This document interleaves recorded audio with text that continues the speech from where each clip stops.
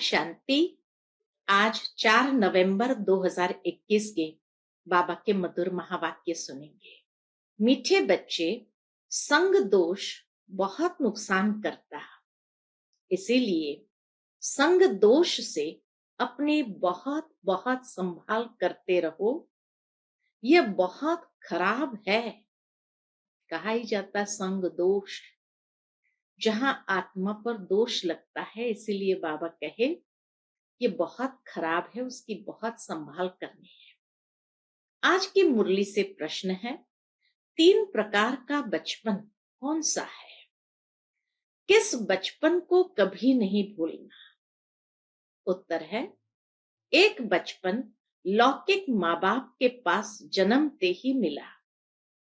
दूसरा बचपन गुरु के शिष्य बनने पर हुआ।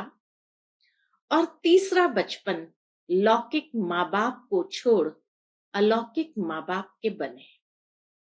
अलौकिक बचपन अर्थात ईश्वर की गोद के बच्चे, ईश्वर के बच्चे बने अर्थात मर्जीवा बन गए। इस अलौकिक बचपन को कभी भी भूलना नहीं। अगर भूल गए तो बहुत रोना पड़ेगा। रोना अर्थात माया की चोट खाना। आज की मुरली से पहले गीत बजा है, बचपन के दिन भुला न देना, आज हंसे कल रुला न देना। ओम शांति। मीठे मीठे रूहानी बच्चों ने गीत का अर्थ समझा। बचपन 3 प्रकार का है।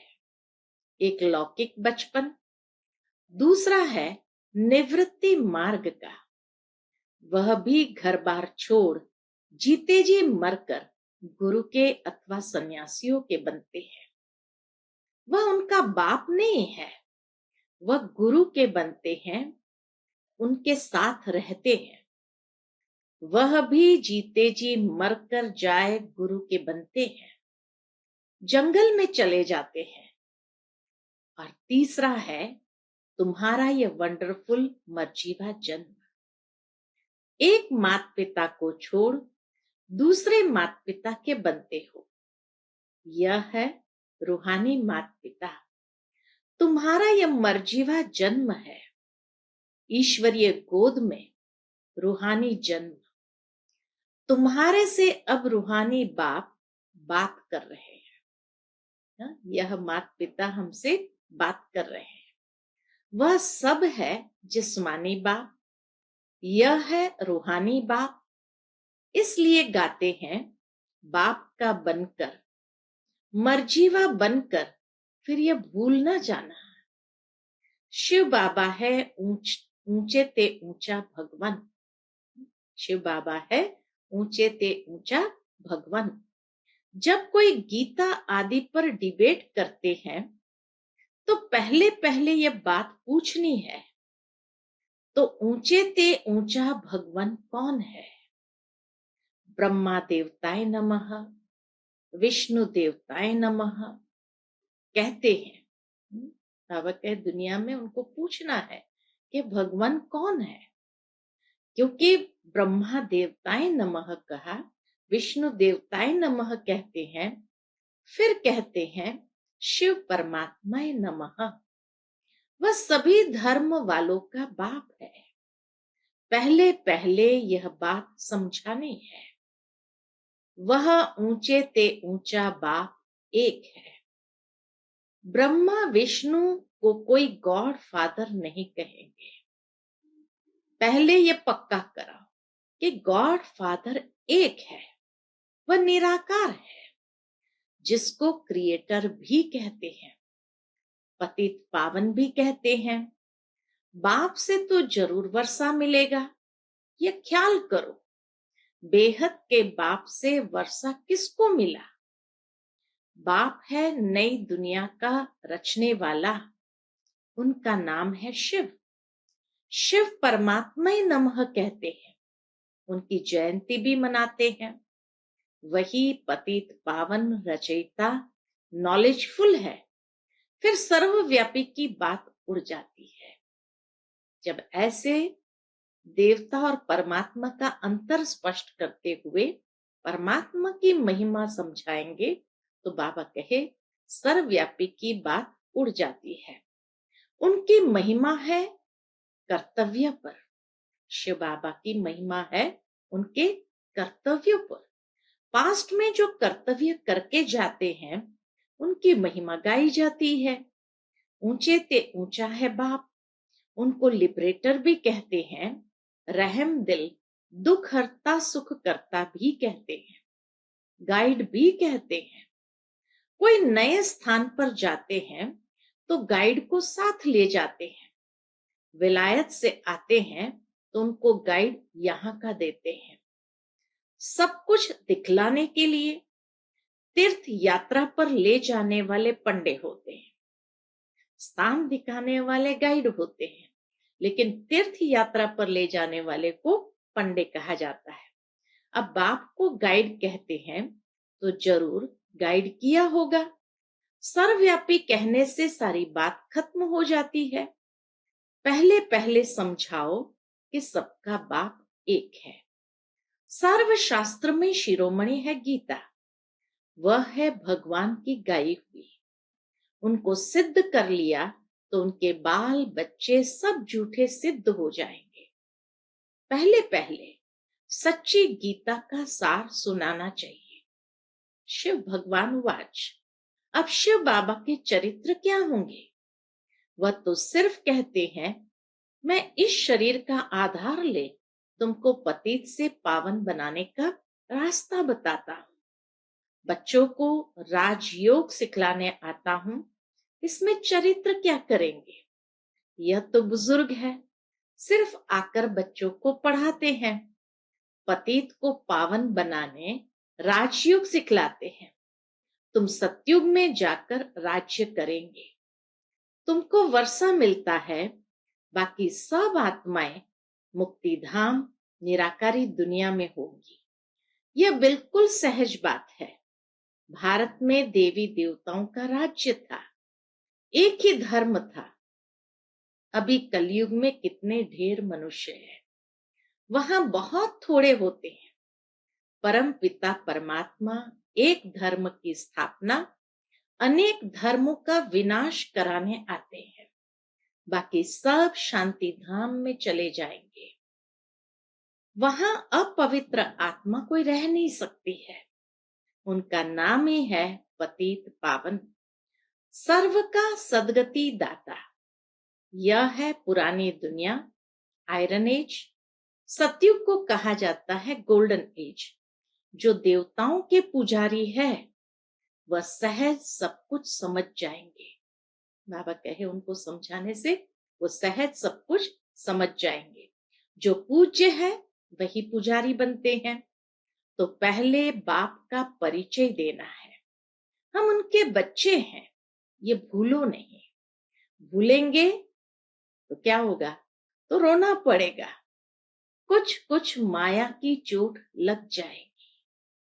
देही अभिमानी बनना है। हम आत्माओं को वापस बाप के पास जाना है।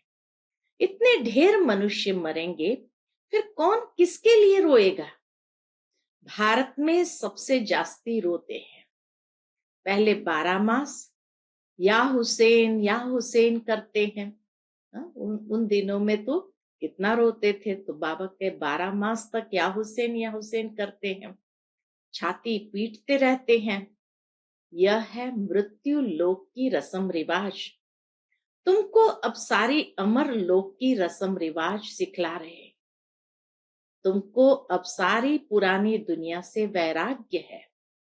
बाप कहते हैं माम एकम याद करो। यह सब खत्म हो जाने वाले हैं। अब हम जा रहे हैं वापस। नाटक पूरा होता है।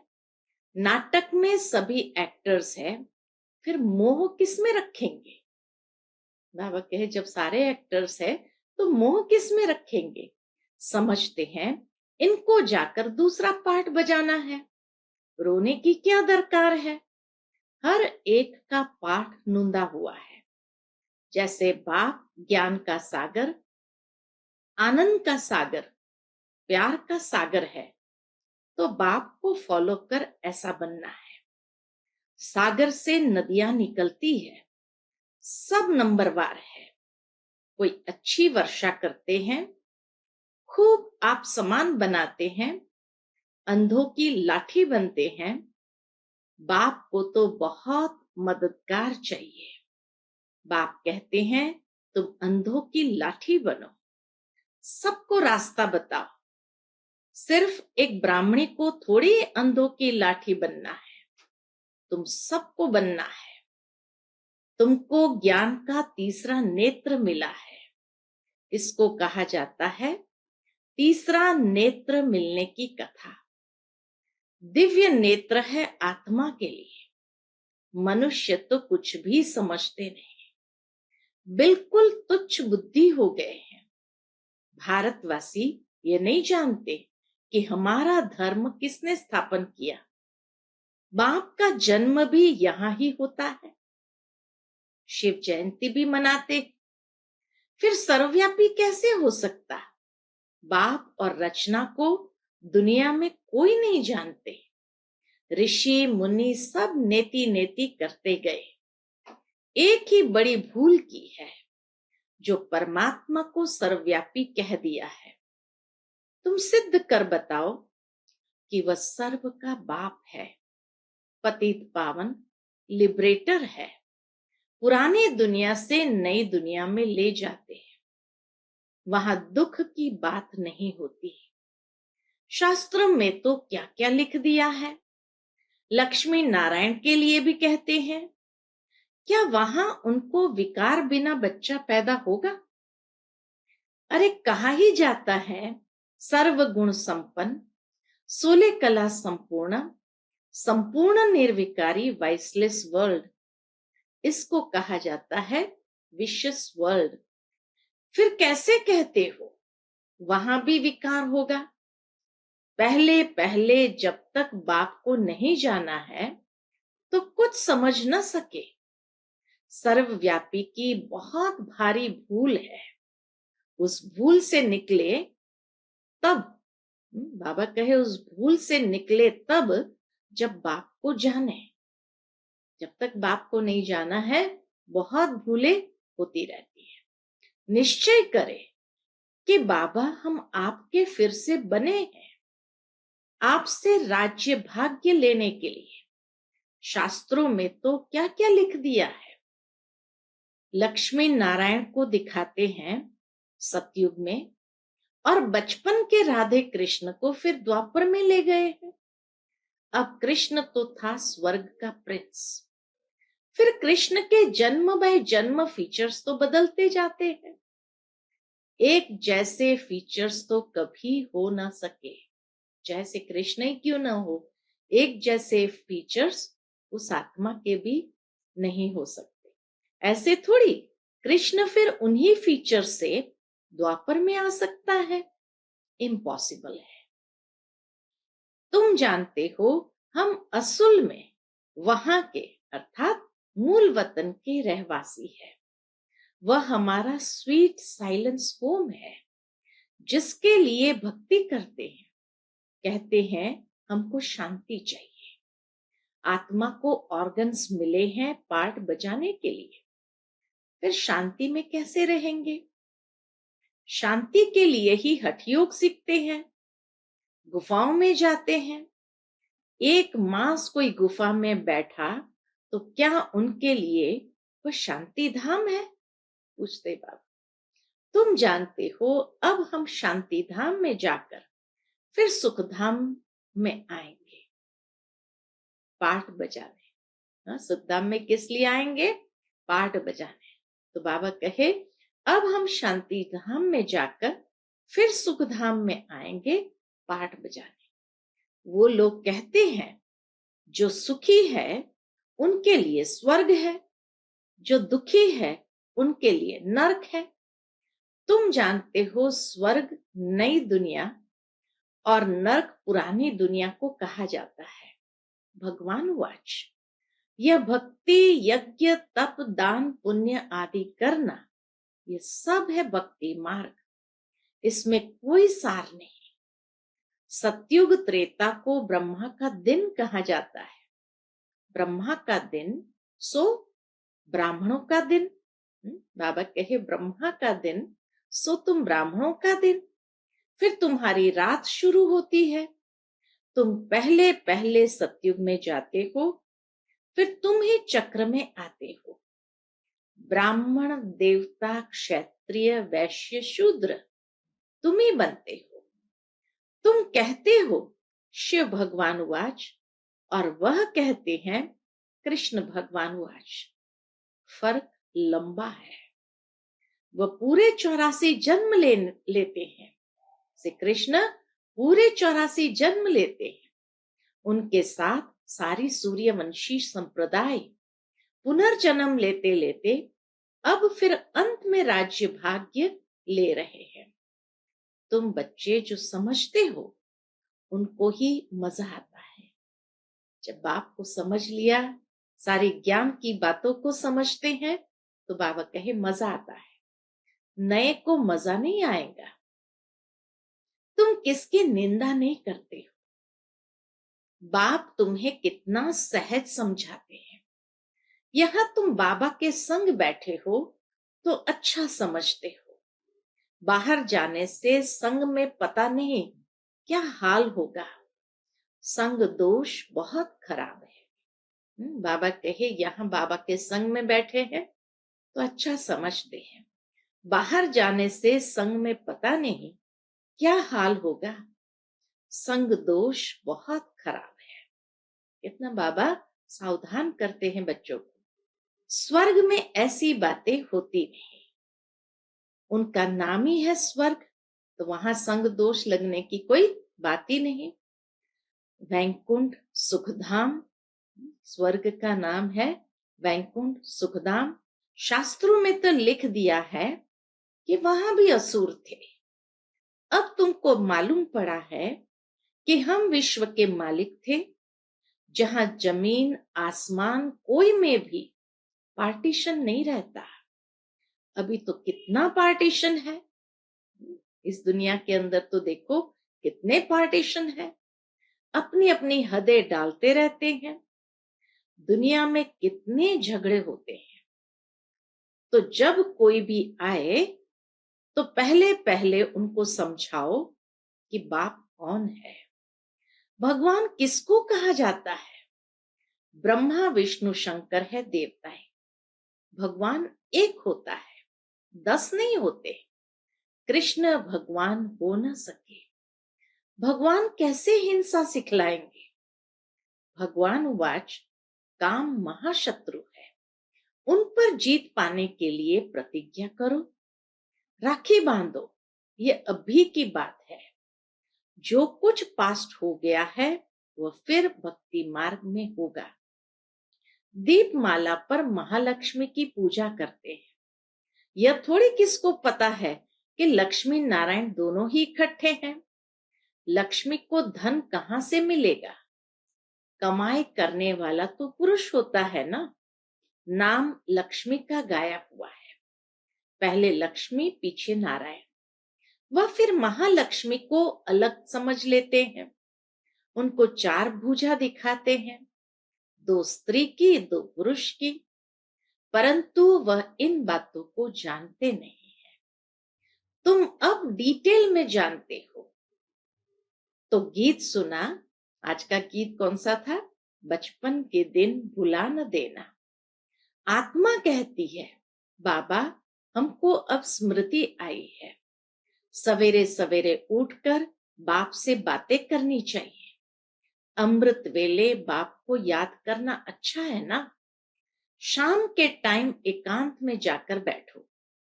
भल आपस में स्त्री पुरुष इकट्ठे हो तो भी यह बातें करते रहो। शिव बाबा ब्रह्मा के तन से क्या कहते हैं। हम जब पूज्य बनते हैं तो बाबा को याद ही नहीं करते थे। जब पुजारी बनते हैं तो बाप को याद करते हैं। ऐसी ऐसी बातें करनी चाहिए। जो कोई सुने तो वंडर खाए। आधा कल्प हम काम चिता पर बैठ जल कर भस्म हो गए थे। कब्र दाखिल हो गए थे। अब हमको ज्ञान चिता पर बैठना है, स्वर्ग में जाना है। यह पुरानी दुनिया है। भारतवासी समझते हैं यह स्वर्ग है। अरे स्वर्ग तो सतयुग में होता है। स्वर्ग में देवी देवताओं का राज्य था, यहाँ तो माया का पौंध है। अब बाप कहते हैं संग दोष में आकर कहां मर नहीं जाना, नहीं तो बहुत पछताएंगे। इम्तिहान की रिजल्ट जब निकलती है तो सबको मालूम पड़ जाता है। आगे बच्चियां ध्यान में जाकर सब कुछ सुनाती थी कि यह रानी बनेगी, यह दासी। फिर बाबा ने बंद कराया।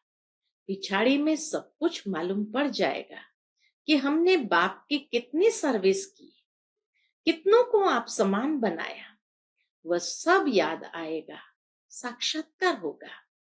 बिना साक्षात्कार के धर्मराज भी सजा दे न सके, कायदा ही नहीं है। बच्चों को बार बार समझाया है। यह समझाया, माम एकम याद करो। बाप आकर मीठे मीठे झाड़ का सैपलिंग लगाते हैं। वो गवर्नमेंट झाड़ों का सैपलिंग लगाती है, उत्सव मनाते हैं। यहाँ नई दुनिया का सैपलिंग लग रहा है।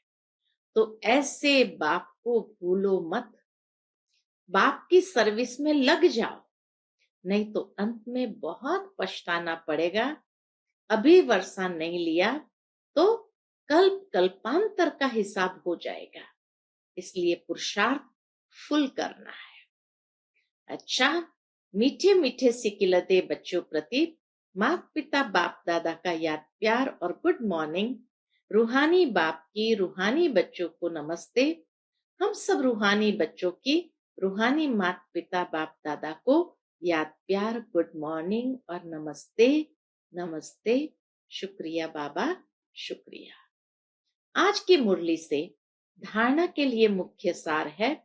पहली पॉइंट, जैसे बाप ज्ञान का, आनंद का, प्यार का सागर है, ऐसे बाप समान बनना है और आप समान बनाने की सेवा करनी है। सबको ज्ञान का तीसरा नेत्र देना है। दूसरी पॉइंट, ऐसा कोई भी संग नहीं करना है जो पछताना पड़े। संग दोष बहुत खराब है, इसलिए अपनी संभाल करनी है। बाप से वर्षा लेने का पूरा पुरुषार्थ करना है। आज का बाबा का मधुर वरदान है, दिव्य गुणों के आवाहन द्वारा अवगुणों को समाप्त करने वाले दिव्य गुणधारी भव। दिव्य गुणों के आवाहन द्वारा अवगुणों को समाप्त करने वाले दिव्य गुणधारी भव।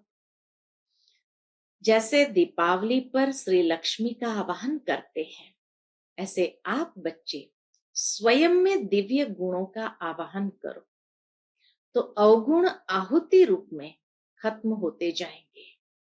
फिर नए संस्कारों रूपी नए वस्त्र धारण करेंगे। अब पुराने वस्त्रों से जरा भी प्रीत न हो। जो भी कमजोरियां, कमियां, निर्बलता, कोमलता रही हुई है, वो सब पुराने खाते आज से सदा काल के लिए समाप्त करो। तब दिव्य गुणधारी बनेंगे और भविष्य में ताजपोशी होगी। उसी का ही यादगार यह दीपावली है। आज का स्लोगन है, सरल याद के लिए सरलता का गुण धारण करो, संस्कारों को सरल बनाओ। कितनी सुंदर बात बाबा ने कही। सरल याद के लिए सरलता का गुण धारण करो, संस्कारों को सरल बनाओ। अच्छा, Om Shanti. To watch Peace of Mind channel videos on YouTube, subscribe us on youtube.com/TV Peace of Mind. Just a click for a peaceful life.